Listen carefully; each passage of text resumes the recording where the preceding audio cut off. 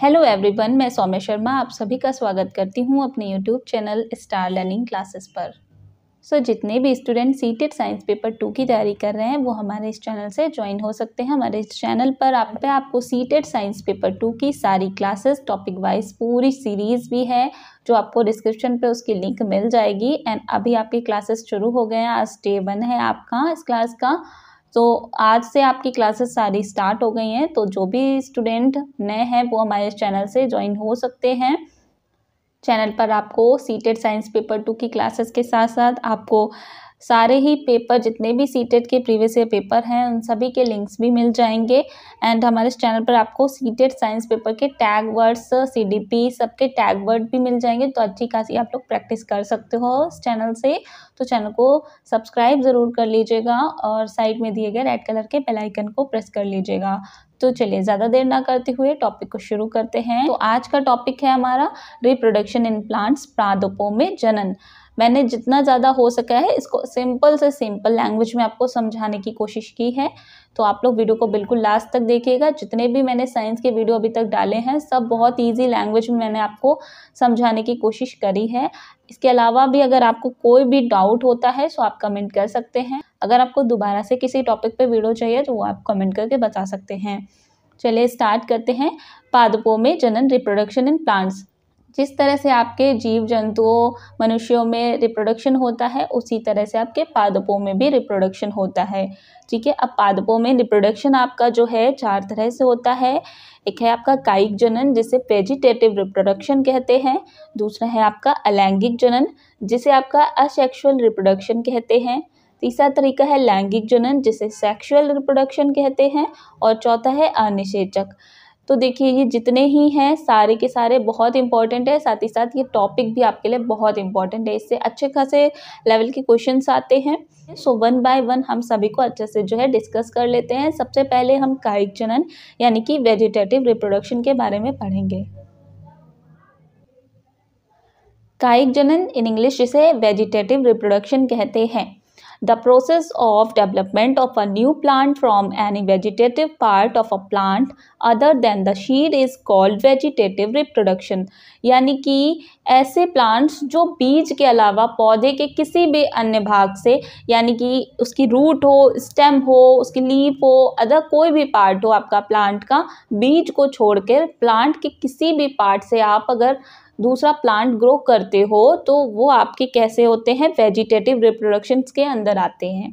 ठीक है, जैसे आप फॉर एग्जांपल जैसे आपका गुलाब का पौधा होता है तो आप लोग ने, बहुत से लोगों ने किया भी होगा ऐसा कि गुलाब की स्टेम को अगर हम मिट्टी में बोते हैं तो वहाँ पर एक न्यू प्लांट जनरेट होता है बिना सीड के एक न्यू प्लांट जनरेट हो गया। यानी कि हमने क्या किया, हमने सिर्फ प्लांट के किसी अदर पार्ट को बोया और फिर वहाँ से न्यू प्लांट उगा। ठीक है, हमने सीड्स का यहाँ पर यूज़ नहीं किया। तो ऐसे जो प्लांट्स होते हैं वो आपके वेजिटेटिव रिप्रोडक्शंस के अंदर काउंट होते हैं।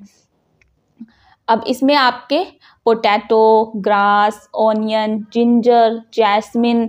पोटैटो में जैसे पोटैटो आइज होती हैं, आपने देखा होगा आलू को अगर हम काफ़ी दिन तक रखे रहते हैं तो आलू में ऊपर आपको आइज देखने को मिलती हैं, है ना। अगर हम इस आलू को मिट्टी में बोते हैं तो इसी आइज से जो है एक न्यू प्लांट ग्रो करता है। यानी कि हमने न्यू प्लांट कैसे ग्रो किया, पोटैटो आइज के थ्रू। यहाँ पर हमने बीज का यूज़ नहीं किया है। तो ऐसे प्लांट्स जो बिना बीज के मतलब किसी और पौधे के किसी भी पार्ट से आपका अगर ग्रो कर जाता है तो ऐसे प्लांट्स आपके वेजिटेटिव रिप्रोडक्शंस में काउंट होते हैं। लाइक ग्रास, ऑनियन भी सेम इसी तरह से, जिंजर भी, जैस्मिन, रोज, अरबी, ब्रायोफिलम जैसे आप इमेज में देख पा रहे हो, ये एक तरह की एक लीफ है और इसी लीफ में साइडों में आप देख रहे हो छोटी छोटी सी लीव्स निकल रही हैं।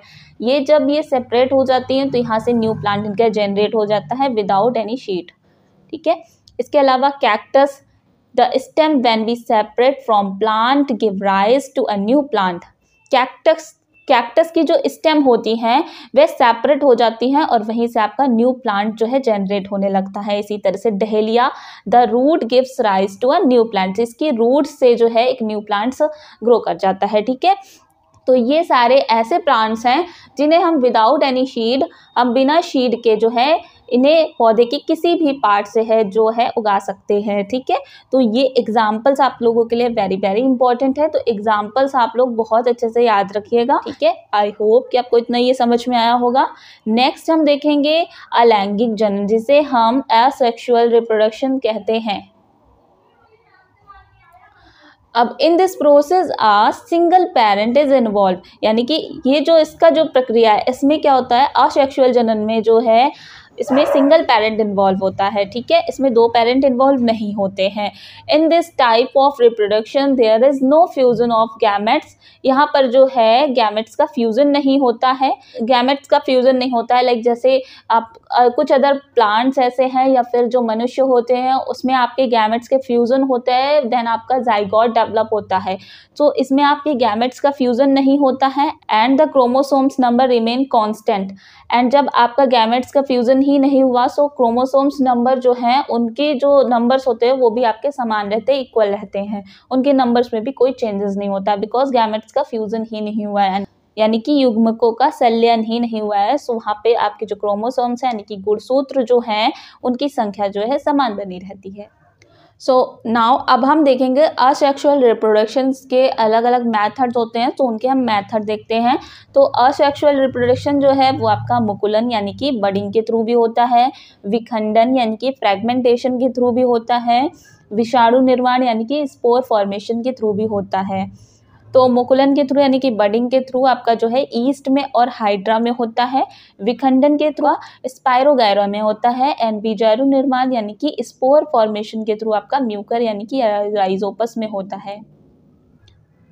सो सबसे पहले हम मुकुलन का देखेंगे, बडिंग का देखेंगे। जैसे आप इमेज में देख पा रहे हो ये ईस्ट है, ये ईस्ट होती है, तो ईस्ट में आप देख पा रहे हो छोटा सा बड डेवलप होने लगता है। जब ये बड थोड़ा और डेवलप होता है, डेवलप होते होते ये बड जो है एक चेन में क्रिएट होने लगता है एंड फिर ये यहीं से सेपरेट होने लगता है, तो नए ईस्ट तैयार हो जाते हैं, ठीक है। तो ये किसके थ्रू हुआ, ये बडिंग के थ्रू हुआ। ये जो एसेक्सुअल रिप्रोडक्शन है ये आपका बडिंग के थ्रू हुआ। इसी तरह से हाइड्रा होता है, हाइड्रा में भी सेम इस तरह से आप देख पा रहे हो छोटा सा बड जनरेट होता है और ये धीरे धीरे बढ़ता जाता है एंड ये फिर एक हाइड्रा में जब डेवलप हो जाता है, ये जब हाइड्रा में चेंज हो जाता है सो यहाँ से ये सेपरेट हो जाता है, अलग हो जाता है। इस तरह से एक न्यू हाइड्रा जो है आपका बन जाता है, ठीक है। तो इस तरह से ईस्ट और हाइड्रा में जो है बडिंग के थ्रू जो है एसेक्सुअल रिप्रोडक्शन होता है। नेक्स्ट हम देख लेते हैं विखंडन यानी कि फ्रेगमेंटेशन कैसे होता है। तो जैसे आप ये इमेज में देख पा रहे हो ये पानी है, इस पानी में आप ये हरा हरा जो देख रहे हो ये एक तरह का एल्गी है, ठीक है, यानी कि शैवाल है, एक तरह का शैवाल होता है, ये एल्गा ही होता है, ठीक है, जिसका नाम होता है स्पाइरोगैरा। इसको स्पाइरोगैरा कहा जाता है, ठीक है। जो आप पानी में देखते हो बहुत से लोग बोलते हैं काई लग गई पानी में, तो वो काई नहीं होती है एक्चुअल में, ये एक स्पाइरोगैरा होता है, ये एक तरह का शैवाल होता है, एल्गाई होता है, ये भी एक पौधा ही होता है, रेशेदार होता है, ठीक है। बहुत सारे पतले महीन से रेशे होते हैं इसमें। अब इसका जो होता है इसका जो रिप्रोडक्शन होता है वह विखंडन के थ्रू होता है, यानी कि फ्रेगमेंटेशन के थ्रू होता है। जैसे अगर पानी में थोड़ा सा भी अगर स्पाइरोगैरा है तो वो धीरे धीरे 2 पार्ट्स में डिवाइड हो जाएगा, फिर 2 से वो 4 पार्ट में डिवाइड हो जाएगा। इस तरह से जितने भी होंगे वो पार्ट बाय पार्ट डिवाइड होते जाएंगे, इसलिए इस तरह से वे पूरे पानी में जो फैल जाता है, बहुत जल्दी ये कवर कर लेता है पूरे पानी को। नदी, तालाब, कुआं, हर जगह ये कहीं पे भी पाया जा सकता है, तो ये हर जगह पूरे पानी को जो है कवर कर लेता है जहाँ पर भी ये होता है। तो इसमें विखंडन होता है, फ्रेगमेंटेशन होता है। इमेज में जैसे आप देख पा रहे हो ये इस तरह से बीच से कट हो, मतलब बीच से सेपरेट हो जाता है, ठीक है। इस तरह से जो 2 बन गए, 2 से फिर ये 4 बन जाते हैं, इस तरह से सेपरेट हो के ये काफ़ी सारे हो जाते हैं और पूरे पानी में जो है ये फैल जाते हैं। थर्ड है आपका बीजाणु निर्माण, जिसे स्पोर फॉर्मेशन कहते हैं। जैसे इमेज में आप देख पा रहे हो ये ब्रेड है, अगर हम मान लो ब्रेड में कुछ पानी की ड्रॉप्स डालकर अगर हम ब्रेड को कुछ दिनों के लिए रख देते हैं, लाइक 4 to 5 डेज के लिए अगर हम रख देते हैं ब्रेड को, तो ब्रेड धीरे धीरे से क्या होती है, काली होने लगती है, इसमें फंगाई होने लगता है, ठीक है, यानी कि इसमें फंगी होने लगता है, कवक होने लगते हैं। तो अगर आप ये ब्रेड को जो है अगर आप माइक्रोस्कोप से देखते हो तो आपको स्पोरेंजियम, ये जो स्पोरेंजियम है ये आपको इस तरह से दिखेंगे, ठीक है। तो ये जो स्पोरेंजियम होते हैं ये जब बस्ट हो जाते हैं तो इनसे स्पोर्स निकलते हैं। जब ये स्पोर्स निकलते हैं तो ये आके ब्रेड पर गिर जाते हैं, जहाँ पर ये गिरते हैं वहाँ से नए स्पोरेंजियम निकलना स्टार्ट हो जाते हैं। तो जितनी जगह पर आपको यहाँ ब्लैक ब्लैक दिखेगी ब्रेड, तो वहां पर समझ जाइए जो स्पोरेंजियम होते हैं वो बस्ट होने की स्टेज पर आ जाते हैं, तब ये ब्लैक हो जाते हैं। जब ये वाइट रहते हैं तो वहां पर समझ लीजिए वहां पर अभी स्पोरेंजियम जो जनरेट हो रहे हैं, बन रहे हैं, अभी वो पूरी तरह से डेवलप नहीं हुए हैं। जब वो पूरी तरह से डेवलप हो जाते हैं, जब उनकी बस्ट वाली स्टेज आ जाती है, तब वो ब्लैक हो जाते हैं। तो जितनी जगह पे आपको ब्लैक ब्रेड दिखे, यानी कि वहां पर वो बस्ट होने की उनकी स्टेज है, तो वहां पर वो बस्ट होंगे, फिर उसके उनसे जो स्पोर्स निकलेंगे वो आपके ब्रेड में गिरेंगे, तो वहां पर न्यू निकलेंगे। ठीक है, तो इन्हीं को जो है राइजोपस कहा जाता है। तो आई होप कि आपको तीनों समझ में आए होंगे। तो नेक्स्ट हम देखेंगे लैंगिक जनन, जिसे सेक्सुअल रिप्रोडक्शन कहते हैं। तो सबसे पहले हम इसके पार्ट ऑफ फ्लावर्स जान लेते हैं, यानी कि फ्लावर्स के पार्ट जान लेते हैं। सो कैले और सिपल, ये आपके बाह्य दलपुंज होते हैं। कोरोला और पीटल, ये आपके दलपुंज हैं।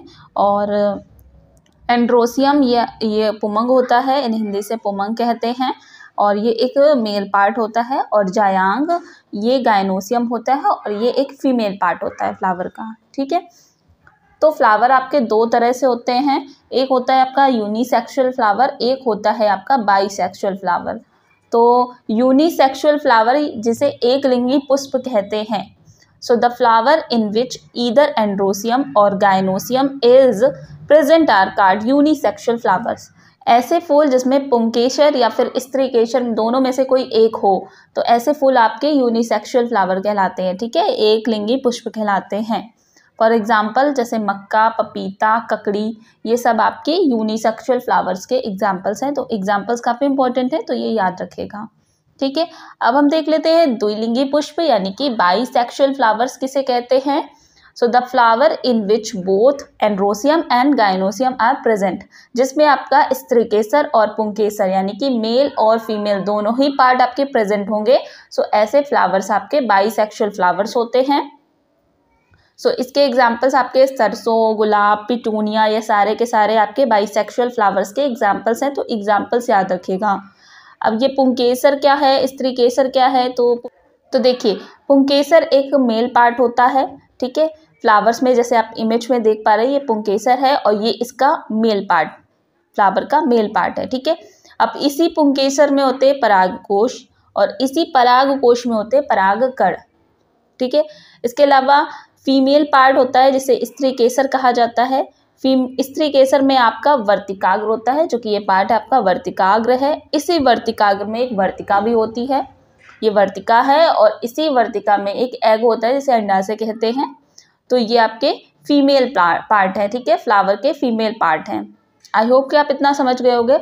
अब ये जो फ्लावर्स होते हैं इसमें आपका जो रिप्रोडक्शन है वो कैसे होता है ये जान लेते हैं। तो देखिए रिप्रोडक्शन जो फ्लावर्स में है वो दो तरह से होता है, एक तो आपका सेल्फ पॉलिनेशन होता है, दूसरा आपका क्रॉस पॉलिनेशन होता है। तो अब ये सेल्फ पॉलिनेशन, क्रॉस पॉलिनेशन क्या होते हैं ये जान लीजिए। सो देखिए self pollination, transfer of pollen from the another to the stigma of the same flower or to the stigma of another flower of the same plant। यानी कि एक ही पौधे के परागकण उसी फूल के वर्तिकाग्र पर या फिर उसी पेड़ के दूसरे फूल के वर्तिकाग्र पर अगर पहुंचते हैं तो वो आपका सेल्फ पॉलिनेशन होता है। इमेज में आप समझिए ये आपका एक प्लांट है। ठीक है, इसी प्लांट में परागकण हैं जो कि आपके मेल पार्ट में होते हैं, ये मेल पार्ट है और इसी में परागकण होंगे, और ये स्त्रीकेसर यानी कि फीमेल पार्ट के वर्तिकाग्र पर इसी के परागकण चले जाएंगे या फिर इसी पेड़ के दूसरे फूल पे चले जाएंगे। तो ये आपका सेल्फ पॉलिनेशन हो गया। ठीक है, अब जान लेते हैं क्रॉस पॉलिनेशन क्या होता है। So transfer of pollen from the anther to the stigma of flower of another plant to same species. यानी कि देखिए जैसे हमने सेल्फ पॉलिनेशन में पढ़ा था कि उसी पेड़ के परागकण उसी पेड़ के किसी भी फूल पर अगर चले जाते हैं, फूल के वर्तिकाग्र पर चले जाते हैं, तो वो उनका सेल्फ पॉलिनेशन होता है। लेकिन उस पेड़ के अगर परागकण किसी दूसरे पेड़ पे, जैसे आप इमेज में देख पा रहे हो यहाँ दो पेड़ हैं, अगर इसके परागकण इस वाले पेड़ पे चले जाए तो ये आपका क्रॉस पॉलिनेशन हो गया। ठीक है, इस पेड़ के परागकण अगर दूसरे पेड़ के फ्लावर के वर्तिकाग्र पर चले जाते हैं तो ये आपका क्रॉस पॉलिनेशन होता है। आई होप कि आप समझ गए होंगे। अब देखिए ये क्रॉस पॉलिनेशन कैसे होता है, तो ये आपका एयर के थ्रू भी हो सकता है, आपके किसी भी फ्लाइंग बर्ड या फिर जो मक्खियाँ होती हैं उनके थ्रू भी हो सकता है। ठीक है, तो किसी के भी थ्रू हो सकता है। तो ये इस तरह से क्रॉस पॉलिनेशन होता है। ठीक है, आई होप कि आपको self pollination and cross pollination समझ में आ गया होगा। अब नेक्स्ट एंड लास्ट हम पढ़ेंगे अनिषेक जनन, parthenocarpy. The process of producing seedless fruit without fertilisation, यानी कि ऐसे पेड़ जो बिना फर्टिलाइजेशन यानी कि निषेचन के उनका जो एग होता है वो चेंज हो जाता है सीताफल में। ठीक है, तो उसी को हम अनिषेक जनन यानी कि पार्थेनोकार्पी कहते हैं। और इस प्रकार से जो फल बनते हैं उसमें किसी भी टाइप का कोई भी सीड नहीं होता, यानी कि किसी भी टाइप का कोई बीज नहीं होता। फॉर एग्जाम्पल जैसे आपने केला देखा होगा, अंगूर होगा, तो उसमें केला, अंगूर, इन सभी में कोई भी बीज नहीं पाया जाता। तो ये सारे आपके किसके अंदर आएंगे, ये आपके पार्थेनोकार्पी के अंदर आएंगे। ठीक है, तो रिप्रोडक्शन इन प्लांट्स के जो 4 टाइप्स थे वो सारे के सारे मैंने आपको बता दिए हैं। आई होप कि ये वीडियो आपके लिए काफ़ी हेल्पफुल रहा होगा। यदि आपको कुछ भी डाउट हो तो आप कमेंट करके पूछ सकते हो। एंड वीडियो अच्छी लगी हो तो प्लीज़ एक लाइक ज़रूर कर देना। फर्स्ट टाइम चैनल पे हो तो प्लीज़ सब्सक्राइब ज़रूर कर लेना। इसी तरह के और भी आपको क्लासेस देखने को मिलेंगे, तो चैनल से ज़रूर जुड़ जाइएगा। ठीक है, मिलते हैं नेक्स्ट वीडियो में। Thanks for watching this video.